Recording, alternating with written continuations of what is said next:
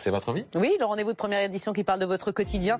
Ce matin, nous allons parler du froid. Comment protéger sa maison? Il arrive, le froid. Christophe Persson l'évoquait. On a peut-être des solutions à vous proposer. Effectivement, on va en parler dans quelques instants avec notre invitée Florence Clément. Bonjour, de l'Agence de l'environnement et de la maîtrise de l'énergie. Savez-vous que l'on peut isoler les combles de la maison pour 1 € et bénéficier par ailleurs d'aide de l'État? Justine Fontaine.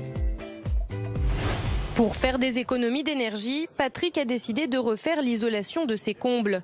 Il espère gagner quelques degrés de chaleur dans sa maison. Comme il s'agit d'une vieille maison et l'isolation des combles existantes au départ était un petit peu légère, je me suis dit que c'était l'occasion. Patrick bénéficie du pacte énergie-solidarité qui permet aux ménages modestes d'isoler les combles pour 1 €. L'opération est simple. En 1 heure, les techniciens déposent une simple couche de 30 cm de laine de verre.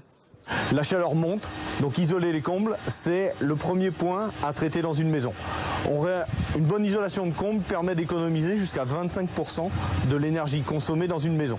Cette technique est une des étapes pour améliorer l'isolation de sa maison. L'idéal est d'avoir un projet sur mesure en fonction du logement pour réaliser le plus d'économies.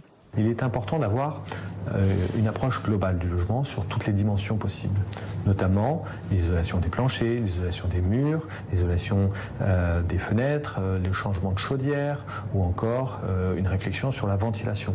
L'État, par le biais de son agence l'ANA, propose également des subventions pour réaliser des travaux d'isolation chez les particuliers. Le montant des aides varie en fonction de la taille du foyer, des revenus et de la région. Bonjour Florence Clément, donc de l'Agence de l'environnement et de la maîtrise de l'énergie. Vous nous avez fourni un schéma très intéressant, le schéma d'une maison que l'on va regarder. On voit sur ce schéma par où en fait l'énergie se fait la belle, par le toit pour à peu près 1/4, par les murs pour 1/4 également, mais aussi par le sol jusqu'à 10%. D'abord, est-ce qu'il faut commencer par là, faire un diagnostic de sa maison ? Alors c'est en effet toujours ce qu'il y a de plus important à faire, parce qu'on vit dans une maison, on a toujours l'impression qu'on connaît bien sa maison, en fait pas toujours. On n'a pas toujours identifié pourquoi il y a des problèmes. Par exemple, sur toutes ces infiltrations d'air, vous avez vu sur ce schéma, ça peut représenter quand même 20 à 25% des pertes d'énergie.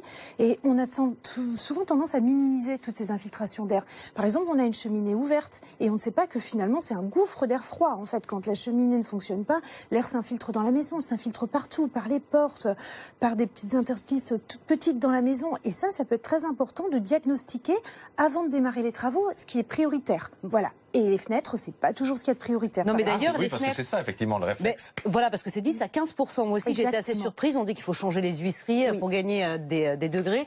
C'est pas forcément le cas. Il faut commencer par quoi?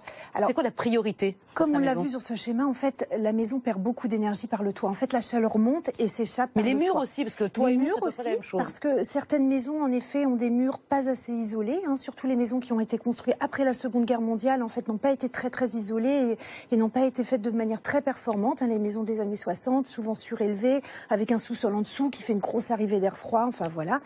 Et donc c'est très important, déjà dans un premier temps, d'isoler le toit. C'est pas là que ça va coûter le plus cher. On a souvent tendance à se jeter sur l'isolation des fenêtres parce qu'on vit dans une pièce et on a l'impression de sentir l'air froid.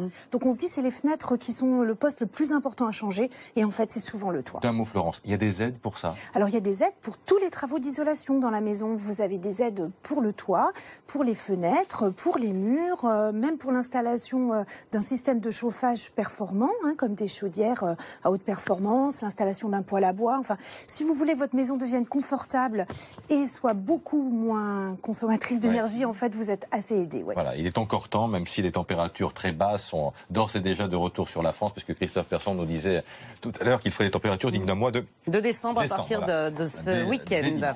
Merci d'être venu nous voir ce matin.